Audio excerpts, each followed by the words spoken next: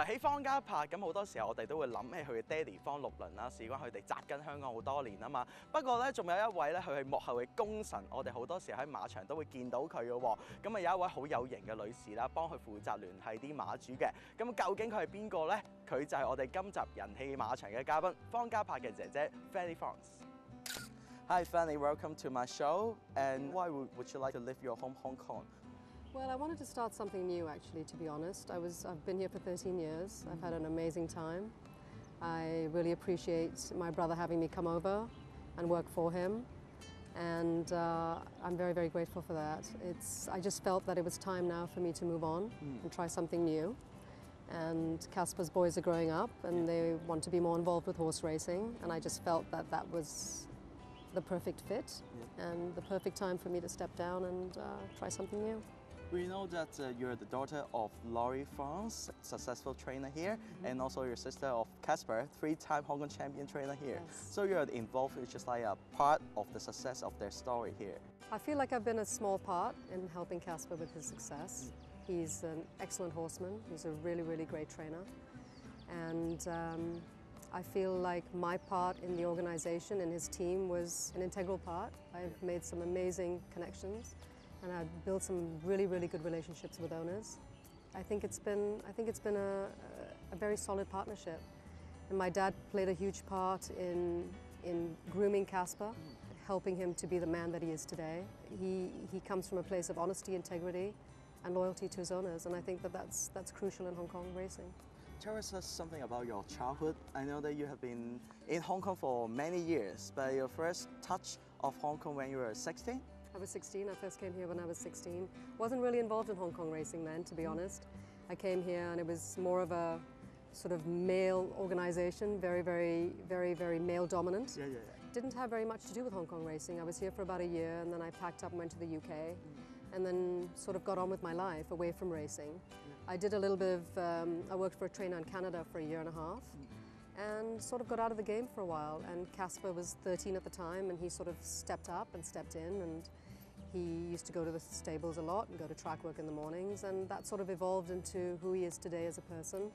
And I only got back into it when Cass got his license, and it was in his start of his second season, and my dad sort of put the idea out there and said, hey, why don't you come and work for Cass? And Cass was like, yeah, okay, why don't you come work for me? I was like, great. So I was 40 years old. It was in 2004. Yeah. And packed up my job of 13 years, packed up my life and came here. Before 40, what were you doing? What were your job? Ooh, I was working for a distribution company in Toronto. I was with them for 13 years. And prior to that, I worked with an Irish trainer at Woodbine Racetrack. I was a groom, so Mafu. Yeah. I did that for about a year and a half. And then I went into the corporate world. Yeah. Great company, wonderful people. But when I turned 40, I needed something more and I wanted something more in my life. And Casper gave me that opportunity and gave me a chance to do what I've always wanted to do, and that's be involved with horses. So I took it. Yeah, so when you moved back to Hong Kong and then it's just like a little bit different because you have more hands-on experience in Canada. But Yes. here you're just like at like a PR for the stable, right? Absolutely, it was very different, and I wanted to be more hands-on in Hong Kong. And Cass and I spoke about it many times. I wanted to go and put bandages on and walk horses and take them racing and do all the things that I really love to do with horses. And that, I couldn't do that because there's rules that you have to follow here. It's a very respectable, reputable club, and they have rules, and we have to abide by them and respect them, which I did. And so it slowly evolved into a role of a sort of PR and sort of being his secretary. Yep. And it has really helped me create some amazing relationships and meet some wonderful people and make some good friends here. This is my home. I consider Hong Kong my home. My brother's still here with his wife Alex and his 3 boys, and I'm going to miss them. I'm going to miss them terribly, and I'm going to miss this environment and the owners and my friends and the horses. But, I'm 53 and it's time for me to sort of step out on my own and see what I can do in this world and go out and see what's out there for me. At your 40, you make a change, and now Right. it's 50? 53 actually, Yes, so about 3 years late. Yes, you make another change. So you're kind of a brave person to step out of the comfort zone. Yeah, it does take courage, and it's You know, there's a bit of fear there as well, but I'm ready for the challenge. I'm ready to step up and step into something new, and I don't know what I'm going to be doing. I've had some owners actually who very kindly have asked me to maybe look in on their horses and maybe buy them a horse or two, so I'm very grateful for that, and I hope that that's something that I can sort of work into and work towards. But at the end of the day, you know, there is some fear there, and but you know, you've got to just jump in and do it, and that's what I'm doing. It's just like when you look back in 2015, your father passed away, Yes. and now I think it's a kind of a big impact on your life, is it? Yes, of course. I mean, Dad's passing. I mean, we knew Dad wasn't very well at the time, but he was a very strong man. You know, he was always very fit, always worked out, and you know, for us, it was, you know, he was gone too soon. And it's been a terrible loss for the family. You know, I feel that, you know, we've all grieved in our own way. And, you know, the one, of course, that's suffering the most is my mum. You know, they were married for 53 years. It's a very long time.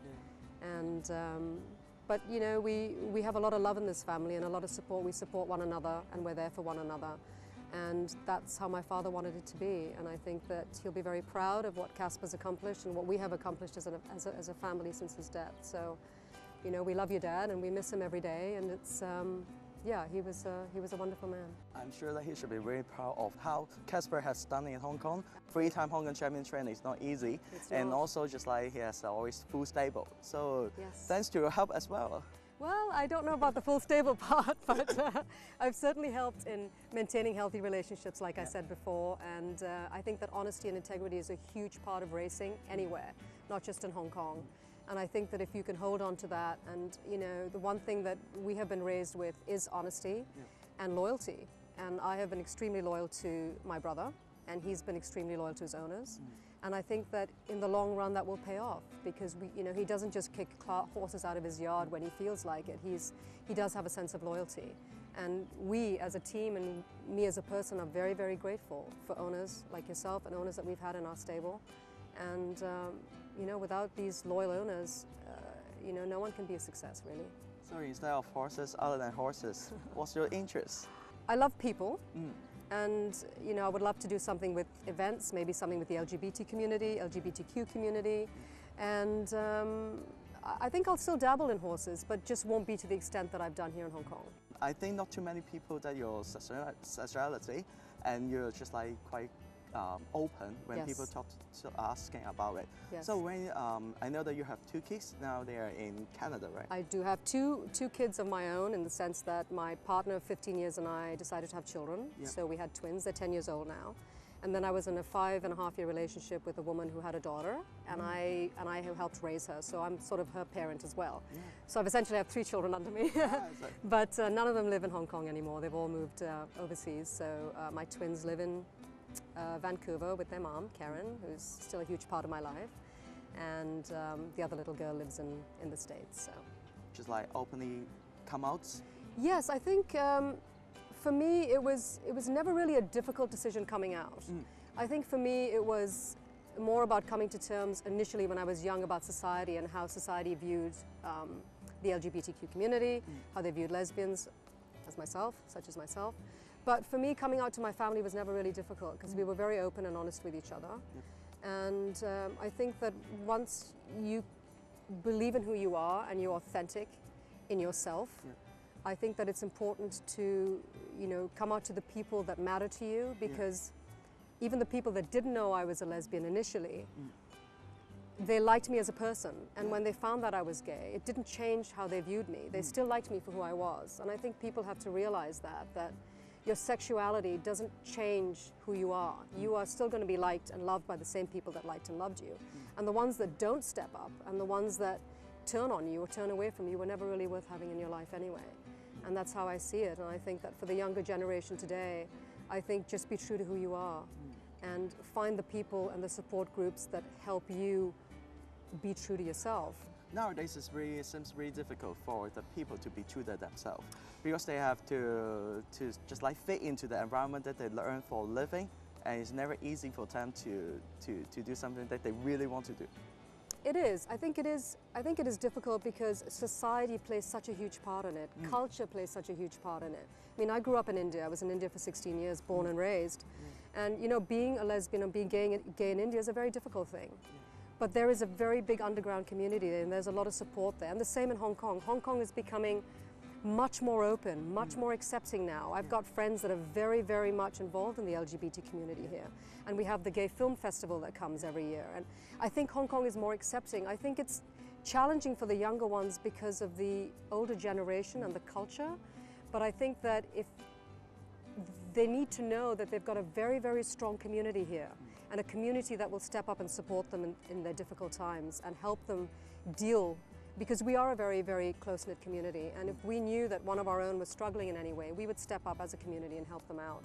And I think it's good for the younger generation to know that. Let's talk about the future plans. So Okay. now I know that you are moving to UK, a little village.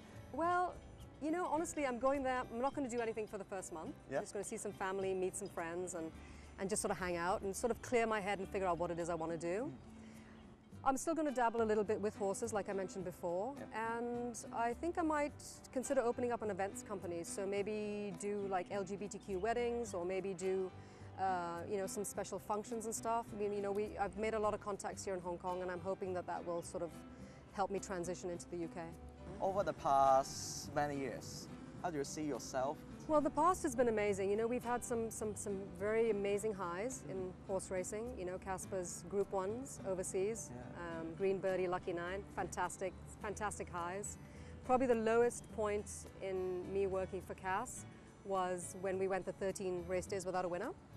I think that was very humbling. It was a very humbling experience, and I think that that's important for many, many people in Hong Kong racing to experience that. Keeps things real, keeps things grounded, keeps you focused and honest. So that would probably be my low. The high would be obviously the Group 1s, and the future is what I make it. You know, I'm going to go out there, I'm going to be positive, I'm going to be excited, and hopefully I'll continue to make these amazing relationships and meet beautiful people. And I just want this opportunity to thank you personally, and to thank everybody in Hong Kong that has made this journey for me the most amazing one, the best experience I could have asked for. And everyone from the owners down to the Marfus and the staff that work here, it has been a blessing, and I am eternally grateful to all of you, so thank you so much.